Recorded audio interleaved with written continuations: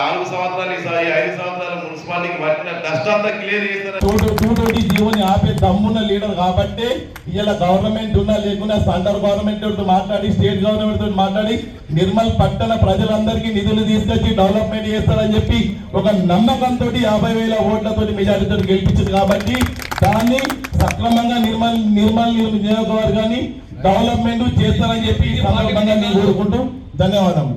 మేము చెప్తాను వాస్తవాలు చెప్తాం. ఇప్పుడు కూడా ఎమ్మెల్యే గారు మేము అన్ని అబద్ధాలు మేము అన్ని అబద్ధాలు వాస్తవాలు ఎందుకు మేము ఏమన్నాము మేము మూలగా అగ్రెస్ట్ మాట్లాడినా మేము డెవలప్మెంట్ చేస్తామని చెప్తాం. మీకు ఎందుకు ఇంత బాధ?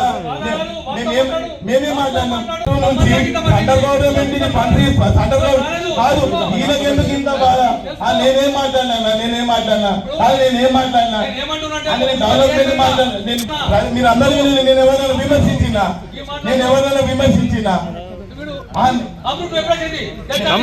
ఇప్పుడు ఎవరు చేసేది వాళ్ళు అన్న ఇప్పుడు శాసనసభ్యులే ఉన్నాం కాబట్టి ఆయన ప్రయత్నం చేసి కదా.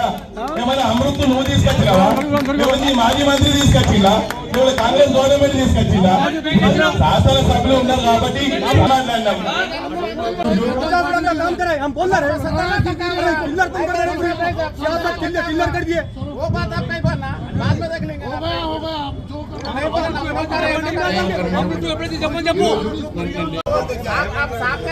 काम करा बोलो उसको बोलते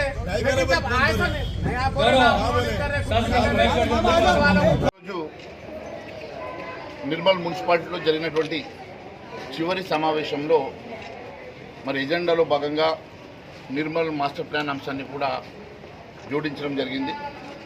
దాంట్లో ప్రజల నుంచి వచ్చినటువంటి 591 ఆబ్జెక్షన్స్ని దాంట్లో ముఖ్యంగా ఉన్నటువంటి 7 అంశాలు మరి ఎక్కడైతే మంజులాపూర్ ఇండస్ట్రియల్ జోన్ నుంచి పాతగా ఉన్నటువంటి అగ్రికల్చర్ జోన్కి కన్వర్ట్ చేయడం అంశమైతేనేమి, లేకుంటే మరి నిర్మల్ పట్టణంలోని బంగల్పేట్ 100 ఫీట్ రోడ్ విషయంలోనేది, విశ్వనాథ్పేట నుంచి తల్వేద వెళ్ళే 200 రోడ్ ఫీట్ ఇవన్నీ కూడా ఆబ్జెక్షన్స్ ఏమైనాయో అవి తగ్గించి మరి ప్రజలకు అనుగుణంగా ప్రజలు కోరుకునే విధంగా ఈ మాస్టర్ ప్లాన్ అంశాన్ని రివైజ్ చేసి దీన్ని సవరణ చేస్తారా, రద్దు చేస్తారా, కొత్తగా ప్రభుత్వం నిర్ణయం చేయాలని చెప్పి మున్సిపాలిటీలో రెజల్యూషన్ తీసి మరి ఈ రెజల్యూషన్ని ప్రభుత్వం పంపడం జరిగింది.